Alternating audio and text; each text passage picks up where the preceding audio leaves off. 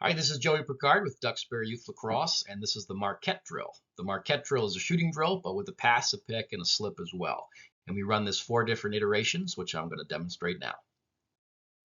You're going to set this drill up with 2 cones and 2 lines of players, and they can alternate back and forth for the different positions.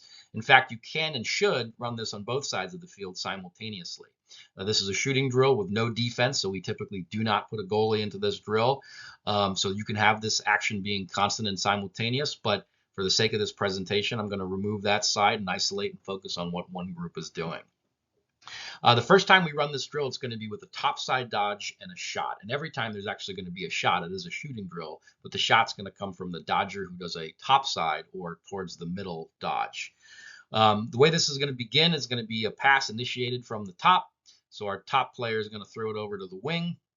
That same player is going to set a pick for them to come in and shoot, but you're going to notice that it's not going to be here at this flat angle, giving him kind of very limited options, but we're going to do this from the inside out.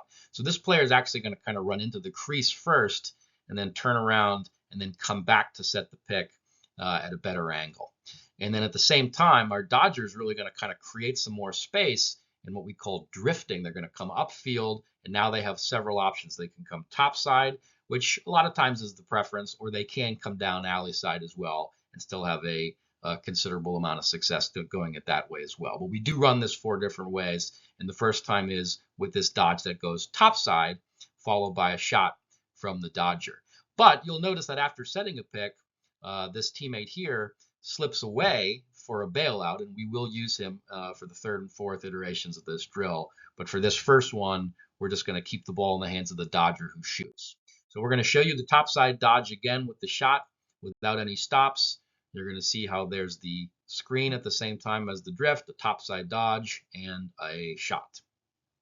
Now, the next time that we run this, we're going to do something very similar, but we're going to do an alley side dodge and a shot. And so the main difference here is going to be after setting the pick, they're going to slip to the middle of the field for the bailout, not to the away. And this dodge is going to come on the alley side. So this is what this looks like. A pass. Here comes the screen. We're going to go alley side with it. We're going to slip towards the middle, and then we're going to put a shot on net.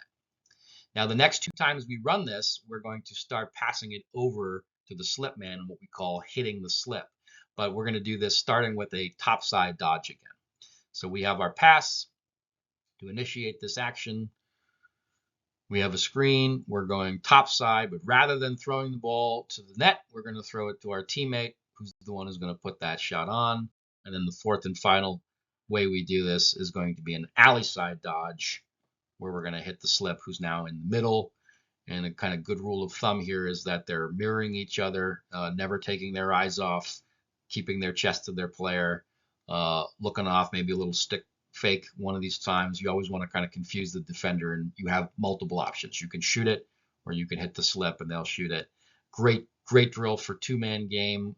Nice kind of way of mixing up your shooting drills and kind of work some stuff that you might see in your offense anyways. Definitely okay and comfortable drill to start in 3rd and 4th grade. You got to spend a lot of time on the legality of a screen, but it can be very effective. But this is a really great drill for 5th grade and above as well, and easy to implement at almost any time in your practice.